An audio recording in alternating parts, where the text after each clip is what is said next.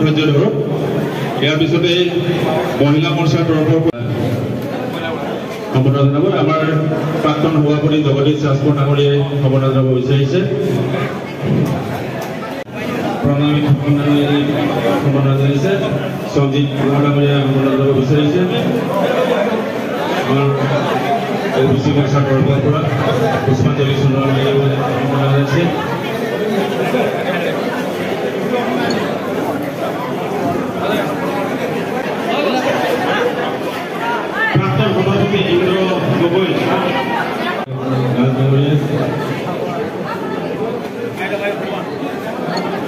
জ্যোতিষ বৰুৱা যুৱ মৰ্চাৰ তৰফৰ পৰা বিভিন্ন যুৱ মৰ্চাৰ তৰফৰ পৰা সম্বোধন জনাব বিচাৰিছে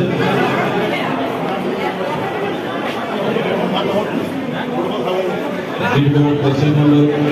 মহিলা মৰ্চাৰ তৰফৰ পৰা সম্বোধন জনাব বিচাৰিছে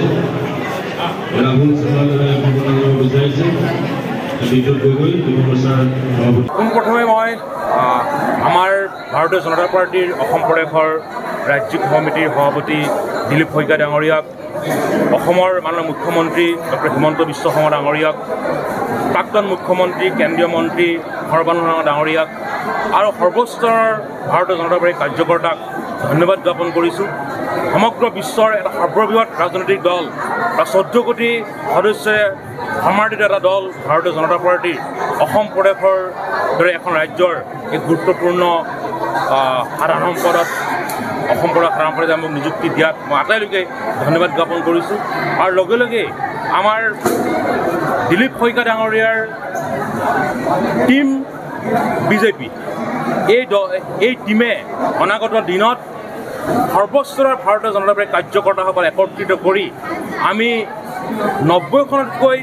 অধিক আসনত এইবাৰ সমাগত 26ৰ নিৰ্বাচনত জয়ী হ'বৰ বাবে সংকল্প আমি গ্ৰহণ কৰিছোঁ পুনৰবাৰ NDA চৰকাৰ অসমত প্ৰতিষ্ঠা হ'ব আৰু তাৰ বাবে আমি এই টিমে দিলীপ শইকীয়াৰ টিমে আমি কাম কৰি যাম আৰু আমি নিশ্চিত আমি 90খনতকৈ অধিক আসন জয়ী হৈ পুনৰবাৰ যিটো আমাৰ বিকাশৰ যি ধাৰা 16 চনৰ পৰা ভাৰতীয় জনতা পাৰ্টি অসমত বিকাশৰ যি ধাৰা আৰম্ভ কৰিছে শান্তিৰ যি প্ৰতিষ্ঠা কৰিছে সমগ্ৰ এবাৰ BTRতো আমি দেখিছোঁ যে সৰ্বস্তৰৰ ৰাইজে আমাক আঁকোৱালি লৈছে আমি সেইবাবেই অনাগত দিনত আমি আপোনালোকে লক্ষ্য কৰে 16 চনৰ পৰা এতিয়ালৈকে যিটো বিকাশৰ যিটো ৰাজনীতি আৰম্ভ হৈছে অসমত শান্তি প্ৰতিষ্ঠাৰ ক্ষেত্ৰত যে উল্লেখযোগ্য ভূমিকা গ্ৰহণ কৰিছে আপোনালোকে লক্ষ্য কৰে পূৰ্বতে আমি চৰাইদেউলৈ যাবলৈ সংকোচ হয় কিজানি বোম ফুটিব আমি কাকপথাৰলৈ যাবলৈ আমাৰ ভয় লাগে কিজানি বোম ফুটিব BTRলৈ যাবলৈ ভয় লাগে কিজানি বোম ব্লাষ্ট হ'ব এনেধৰণৰ যি অসমত এটা অশান্তিময় পৰিৱেশ আছিল ভাৰতীয় জনতা পাৰ্টি চৰকাৰ হোৱাৰ বাবে ভাৰতীয় জনতা অটল বিহাৰী বাজপেয়ীৰ পৰা LK আদৱানীৰ পৰা অমিত শ্বাহ ডাঙৰীয়ালৈকে আমি শান্তি প্ৰতিষ্ঠাৰ কাৰণে যি শক্তিশালী ভূমিকা গ্ৰহণ কৰিলে তাৰ বাবে আজি অসমখন এটা শান্তিৰ পৰিৱেশ বিৰাজ কৰিছে পৰ্যটন অসমত গঢ়ি তুলিছে শান্তিৰ এটা বাতাবৰণ পৰিৱেশ হৈছে যাৰ বাবে অসমৰ জনসাধাৰণে ভাৰতীয় জনতা পাৰ্টীৰ অগাধ বিশ্বাস আৰু মৰম আমি ধাৰাবাহিক যি নিৰ্বাচনত আমি সফলতা লাভ কৰিছোঁ সেই সফলতাই আমাৰ অনাগত দিন নিৰ্বাচনতে আমি সাংঘাতিকভাৱে সফলতা লাভ কৰিবলৈ আমি দৃঢ় বিশ্বাস কংগ্ৰেছৰ যি সভাপতি নতুন সভাপতি গৌৰৱ গগৈ হোৱাৰ পাছত কংগ্ৰেছৰ যথেষ্ট বিজেপি কিছুসংখ্যক লোক গৈছে বা অন্যান্য দলৰ ৰাজনীতি অসমৰ ৰাইজে জানে যে যোৱাটো সময়ত কংগ্ৰেছৰ অপশাসন কংগ্ৰেছৰ ভ্ৰষ্টাচাৰ কংগ্ৰেছৰ যি নীতিহীন কাম অসমৰ ভাগ কৰা তেখেতে যদি